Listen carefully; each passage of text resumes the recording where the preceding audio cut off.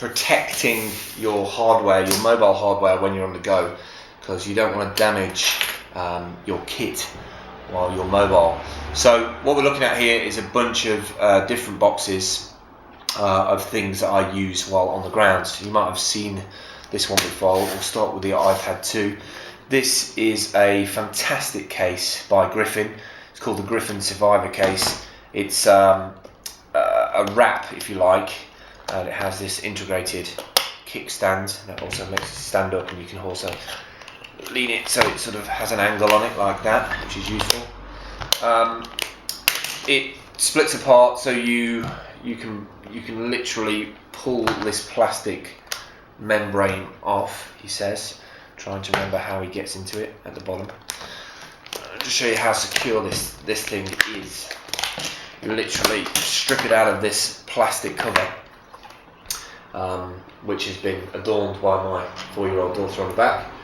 So there's this plastic cover which has been cut to fit to all the ports. So these are dust-proof ports. I wouldn't say it's too waterproof, maybe splash-proof. And then inside you have this cage, this plastic cage that your iPad2 sits in. Now, admittedly, it increases the size massively over the original. I've got to be careful getting this off. Over the original iPad2 case, actual device, which is obviously super slim. Sort of defeats the object of buying it if you want it super slim. The top case comes off, and it's just this transparent plastic sheet, which again protects the camera, the front camera at the top, the little cover there. It also makes it quite mucky, so it's a good idea to get this case off every so often and give that a real good clean up. So that protects the actual screen. You can touch through that. One thing I will say that nobody really talks about is that if you're going to use your iPad2 for gaming, this is not a great case, because you're losing some of the sensitivity of the screen for gaming. So if you're touching on buttons left and right, forward and back, accelerating left and right, I've tried it with Grand Theft Auto 3 and it's not great. And your iPad2 literally sits inside it. The reason why I bought such an extreme case is that after a week of having the iPad2, I smashed it at South by Southwest Eco, and I was very, very upset about it. Great case. Obviously you can see at the bottom there you have a audio slit, so you've got a rough idea where everything needs to sit inside it. And the case goes on top. We've got that right round, no. And then literally you press down on each bit till you hear it sort of click into place. There you go. Sort of clicks in.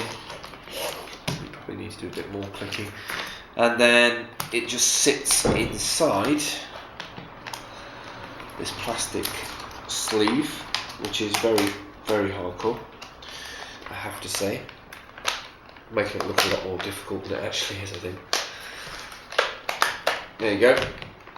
Top bit goes like that, and then you notice on the back all of the ports, your charging port, the audio port, the camera. This is a little bit of a faff at the top with the camera, because obviously you want to be shooting video with it sometimes, or taking photos, and you can forget that that's covered, and so you're constantly having to hold that. If you know you're not going to get it sort of dusty a lot, it might be worth cutting that particular one off. Once you've got this frame on, it has little areas in the actual frame where you need to press on to get it to actually sit inside the plastic holder inside it. And that's it really. That's really secure, and I found this been a brilliant case. I have dropped it and it has slipped out my bag, and just having that extra level of protection over a device which are not cheap is really useful.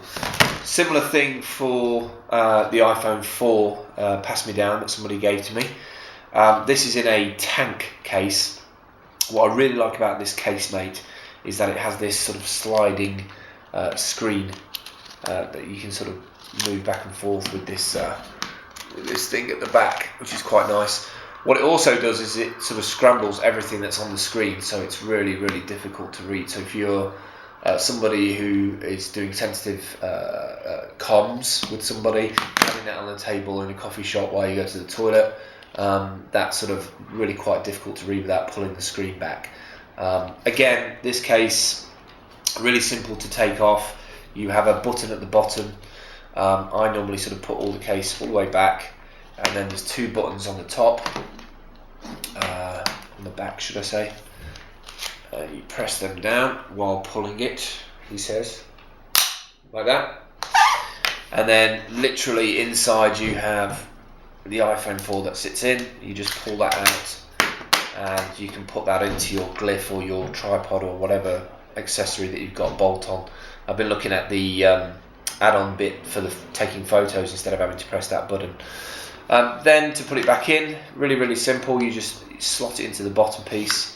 That goes inside. Make sure that the edges line up in the back bits where the clips are, and just make sure it lines up, and that's it. Really strong plastic case, and that front screen, you know, it sort of folds into itself as you press it, so it's a bit of protection on the front. And lastly, one thing I wanted to show you is that I picked this up in the States recently for like $10. It's a super tough case. You can literally drive over this. I put all my cards and loyalty cards and anything that I use to check into businesses for co-working. And the reason why I put so much security into just my cards as well is that if any of these break, I pretty much live by these damn things. So protecting them, making sure that they don't get scratched up. Just for those additional $10 is useful. Plus, it's waterproof, so business cards don't look grubby and stuff. Just think about mobility. Just think about protecting your kit while you're on the road.